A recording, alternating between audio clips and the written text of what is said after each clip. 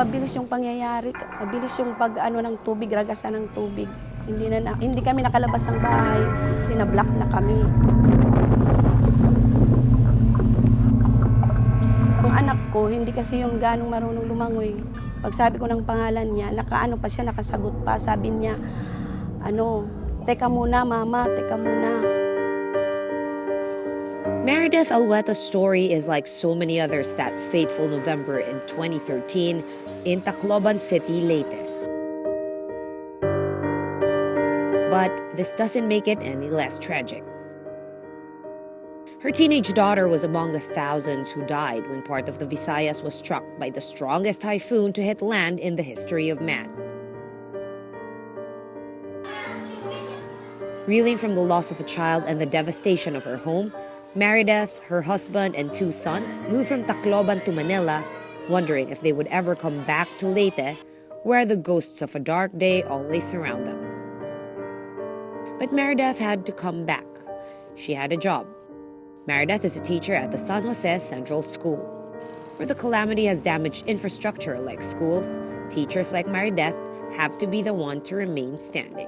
Sira yung roof, yung trusses, lukot-lukot yung trusses. Wala pang kuryente noon, sira-sira pa yung mga pintuan namin, mga bintana.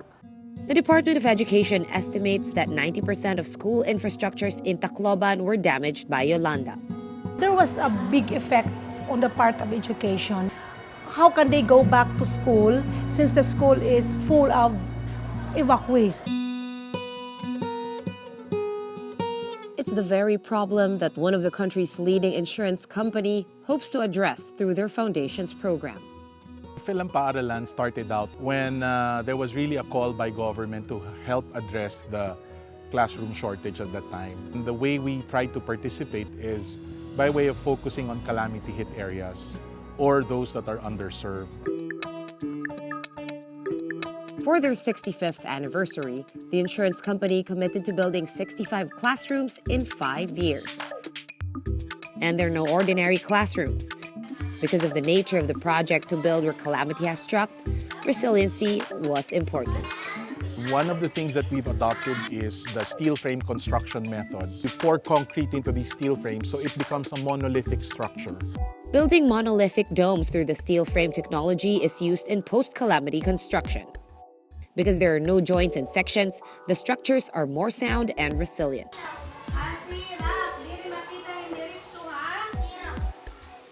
Meredith was one of the first teachers in Tacloban to get a new classroom from the program. San Jose Central's principal even remembers that Meredith asked to transfer schools because of the memories of the daughter she lost. She came to my office and told me that, Mom, if it's possible, I will not go back to my classroom. I don't want to remember everything there. We eat our lunch in the classroom. So that time, her daughter was still missing. So I said, okay, I think this is the right person. But the foundation doesn't stop at building classrooms. They believe that a 4-walled room is not enough to motivate children to study well, and in some cases, to go to school at all. They equip the rooms with desks, blackboards, tile flooring, ventilation, and lots of light. Compared sa dati kong classroom, mas nag-enjoy sila. They also provided the classrooms with washing facilities for proper hygiene, completing the children's educational needs. Studies have shown that one major reason why children fall out of school is because of poor oral hygiene. They don't go to class anymore because of their toothache, and next thing you know, they're not going to school anymore. So it's very important to put that in place, and it's part also of our promise to give kids a healthy education. It is often said that the government cannot provide all the social services without the help of the private sector. So PHILAM Paaralan is your initiative, but I heard that you're actually partnered up with other organizations as well to move this initiative forward. Who are they? Yes, that is very true. The good thing about PHILAM Paaralan is that has become a platform by which we can engender partnership and collaboration. And I can give you 2 wonderful examples. The first is Happy Hearts Fund. founded by Ms. Petra Namkova. This partnership allowed us to build 25 schools. Right? The second is Gift to Asia. It's an organization that allows us to tap into the Filipinos in US. And this partnership again gave us at least 8 schools in PHILAM Paaralan. As you can see, PHILAM Paaralan is not just by itself, but actually working closely together with other right-minded institutions. From an original target of 65 classrooms in 5 years, PHILAM Paaralan has come close to building 121 rooms before they even reach the 5-year mark. And they don't plan to stop anytime soon. Corporate social responsibility and being part of nation building has always been a component of what we have done since the time that we were established. And this is something that we will continue to do. One way for us to continue to thrive and succeed is when we become relevant not only to our own industry, but to the entire country. And that means being a good corporate citizen.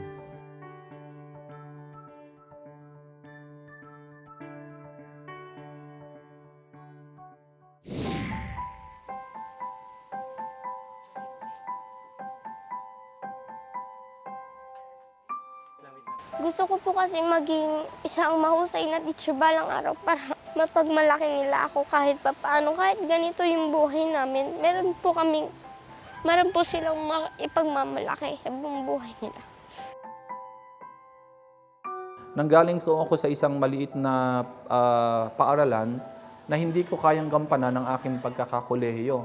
Subalit, merong nagtaas ng kamay at sinabi na mukhang merong kang potensyal.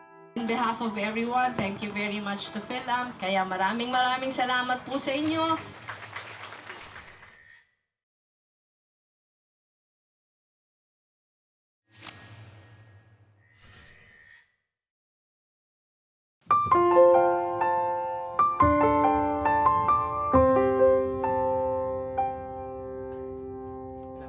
Gusto ko po kasi maging isang mahusay na teacher balang araw para mapagmalaki nila ako kahit papaano. Kahit ganito yung buhay namin, meron po silang ipagmamalaki sa buong buhay nila.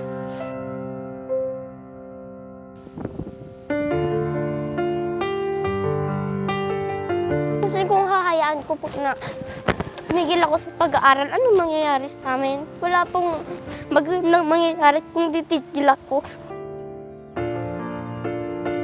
Mahirap po kasi pag wala si Papa, wala po akong makuhang sakayan. Wala po akong choice kundi lakarin na lang papunta sa eskwelahan namin.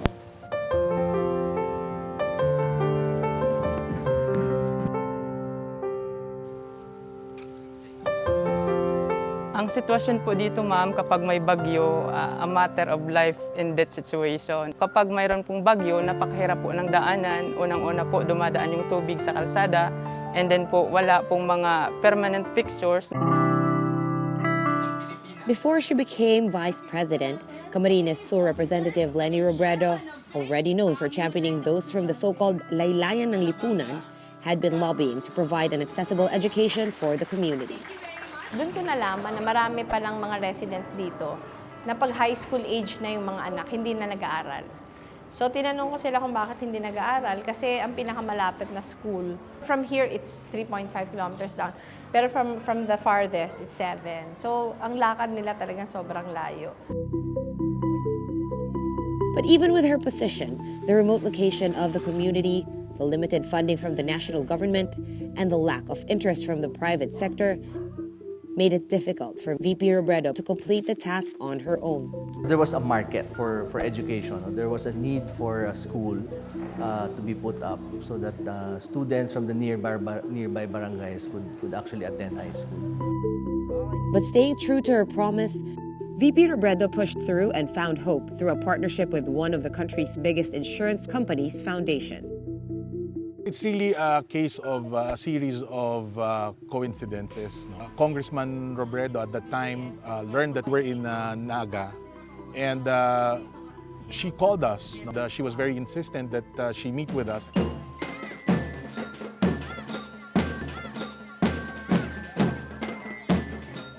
Mag-aral po kayo ng Secretary, sa pakikinig sa aming hinaing na malagyan ng paaralan dito. And after 2 years of planning and construction, the promised classrooms were finally delivered to her former constituents last month.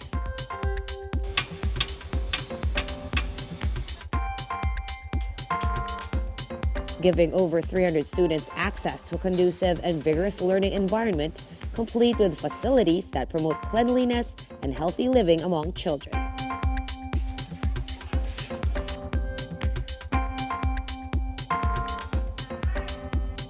Education kasi is the biggest equalizer of all. Pag may napapaaral kang isang bata, hindi lang siya yung magbe-benefit. Yung magbe-benefit yung mga future generations. Yung magbe-benefit yung community. Siguro kung hindi pumasok dito yung PHILAM, ganun pa rin kami. Ganun pa rin yung sitwasyon. Naghihintay kami ng funding from government. Matatagalan talaga. Kaya ito talaga napakagandang advokasya ito ng PHILAM Life Foundation.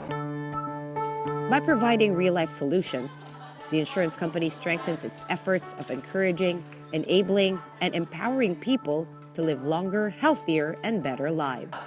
In fact, ako kaya malapit din sa puso ko ito.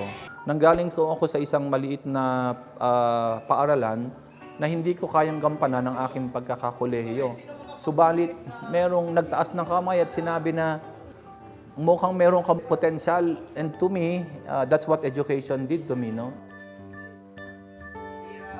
It gave me a position that can also give back. So mahalaga itong ginagawa namin. Bilang po grade 10, syempre po last year na po namin dito. Kung aalis na rin po ang iba. So para sa akin, parang doon namin maipon yung lahat ng memories namin. Maranasan namin pumasok sa parang yung baga malapalas yung classroom.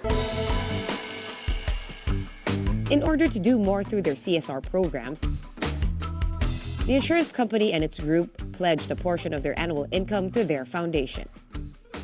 The combined annual donation amounting to 31 million pesos will be used to finance more classrooms and other noteworthy projects, ensuring that their CSR programs continue to expand in reach and enable them to serve more communities.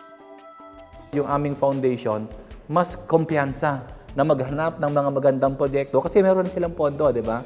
Taon-taon. So yun naman ang magandang nangyari. Let us be really very serious in our commitment to give back, no, and help in nature building.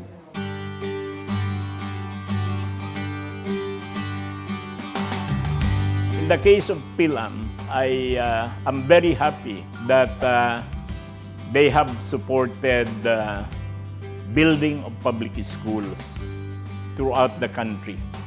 And that is a project that is very close to my heart because I used to be a public school teacher. So I would encourage other companies as well to pursue their own CSRs. We do not only exist for profit, but primarily for service. Access to education is both a right and a privilege. And with the private sector's help, future generations of students are now able to utilize these educational structures, giving them a fair chance in achieving their dreams. Yung mga mag-aaral po na nagkikwento rin sa akin na kung wala daw sa Vero High School, hindi sila makakapag-aral dahil sa kahirapan ngayon. Sabi ko, bakit naman kayo titigil ng pag-aaral? Gagawa at gagawa ng Diyos ng paraan dahil lahat ng tao ay binigyan tayo ng magandang pagkakataon. Ngayon na may malapit na eskwelahan na, mas nabigyan ng malaking pagkakataon na makapag-aral kaming mga estudyante para mapaunlad ang ating bansa.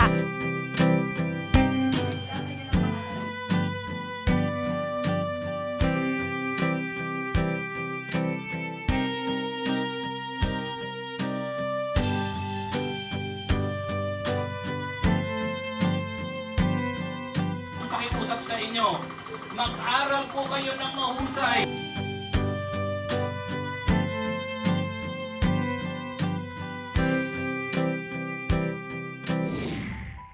Ang maigi doon, natuturo din nila dun sa mga bata na huwag magtapon, tapos bigay na lang sa kanila. Yung mga anak nung mga gumagawa, so nag-iipon din sila ng mga basurang napupulot nila sa school, gano'n sa tindahan.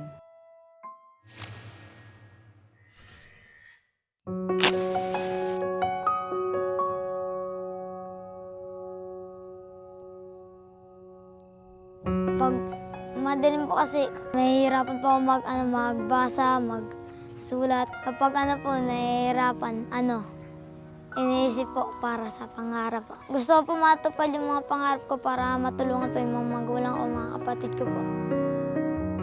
Grabe po sir, kasi hindi po sila makapag-aral. Yun po ang nakaapekto sa kanila. Walang pailaw ang aming eskwelahan.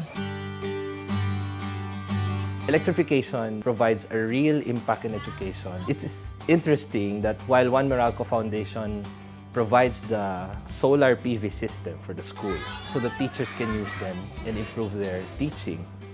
Malaki rin po ang tulong kasi nakikita na namin kung paano yung nag-work yung mga pinag-aaralan namin.